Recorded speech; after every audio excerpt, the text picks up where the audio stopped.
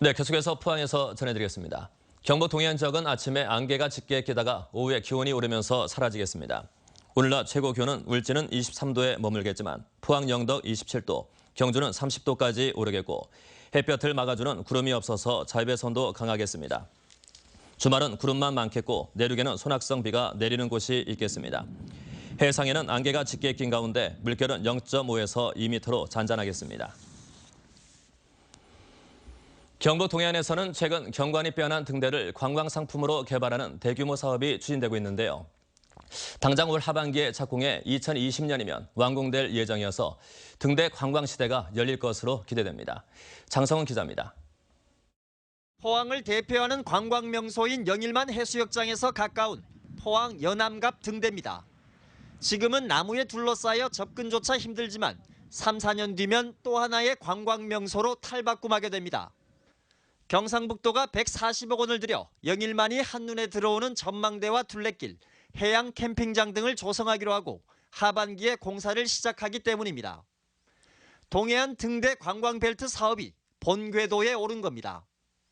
2020년까지 890억 원을 들여 연암갑 등대와 양포항, 병곡항 등 7개 항의 등대를 체험 관광 코스로 조성하기 위해 막바지 설계 작업이 한창입니다. 280억 원이 투입되는 울릉 행남 등대에는 조동항을 잇는 바다 위 보행교가 건설되는데 현재 해양수산부의 사업 타당성 용역 조사가 진행 중입니다. 또 7개 등대에 대한 시설 공사가 끝나면 등대 마을이나 사진 찍기 좋은 등대 명소, 등대 축제 등 다양한 관광 콘텐츠도 개발할 계획입니다. 이 사업이 끝나고 나면은 한 60%, 70% 이상이 등대 주변에서 조금 즐기고 그다음에 이제 자연 경관을 이제 마음껏 볼 수 있는 등대 관광벨트 사업이 탄력을 받으면서 바닷가 상인들의 기대도 커지고 있습니다. 이 등대가 있으니까 개발이 된다니 관광객이 많이 오시고 하니까 저는 역시 너무 반갑고 장사하는 입장으로 손님 많이 오시도록 좀 기대합니다. 어선의 GPS 보급이 일반화되면서 본래의 역할이 많이 줄어든 등대가 이제는 관광 상품으로 거듭나게 됐습니다. MBC 뉴스 장성훈입니다. 한국감정원에 따르면 이번 주 경북 지역 아파트 매매 가격은 지난주보다 0.14% 떨어져 전국 17개 시도 가운데 값이 가장 많이 떨어졌습니다. 대구 지역 아파트 매매 가격도 지난주보다 0.12% 떨어져 전국 두 번째로 많이 내렸습니다. 대구 경북 지역 아파트 매매 가격은 18주 연속 내리막을 걷고 있습니다. 한국감정원은 서울과 경기, 인천 지역 아파트 가격은 오름세이고 대구, 경북을 포함한 나머지 대부분 지역은 내림세를 보이는 양극화가 나타나고 있다고 설명했습니다. 경북 지역 초중고교 62곳의 학교 운동장에 우레탄 트랙에서 납성분이 과다 검출돼 교육청이 사용 금지를 긴급 지시했습니다. 특히 포항제철중학교 운동장에서는 기준치인 90mg/kg의 67배에 해당하는 6,076이 검출됐고 포항 청림초등학교 운동장에서도 기준치의 30배가 넘는 3,303mg의 납이 검출됐습니다.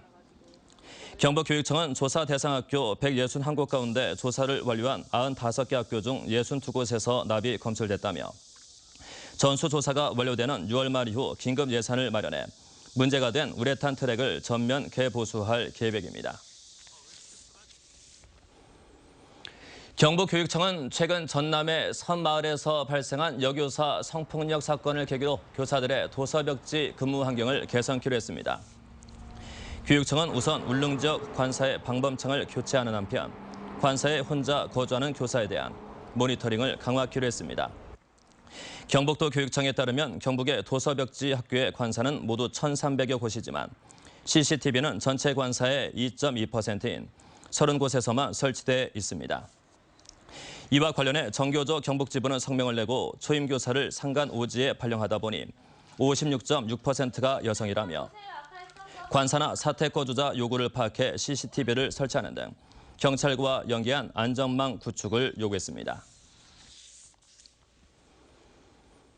지역에서도 드론을 날리는 동호인이 급증하면서 안전사고 위험과 사생활 침해 논란이 잇따라 관련 법규 정비가 필요하다는 지적입니다.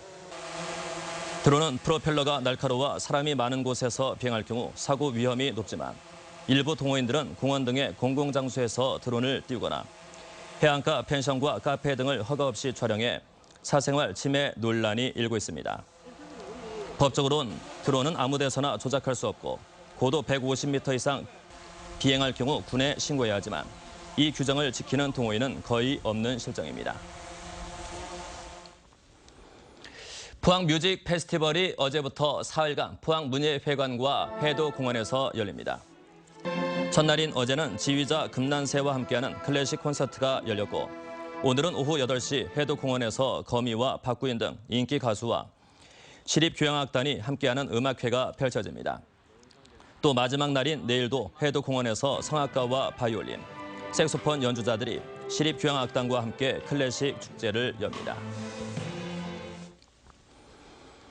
포항제철 지곡초등학교가 어제 교내 강당에서 6학년 172명 전원이 자신들이 그동안 준비한 어린이 박사 논문을 발표하는 사이언스 페어 행사를 열었습니다. 학생들의 연구 논문에는 생선 비린내를 없애는 방법과 콜라에 탄산을 덜 빠지게 하는 방법, 여름철 물을 빨리 얼리는 방법 등 다양한 내용을 담고 있습니다. 이번 프로젝트에는 포스텍과 철강대학원 학생 9명과 기초과학연구소 박사 4명, 그리고 과학전공 학부모 2명이 멘토로 참가해 체계적이고 심층적인 연구가 될 수 있도록 도왔습니다. 포항해양경비안전선은 포항신항에서 중국인 선원의 밀입국을 도운 혐의로 화물차 기사 30살 이모 씨를 긴급 체포했습니다.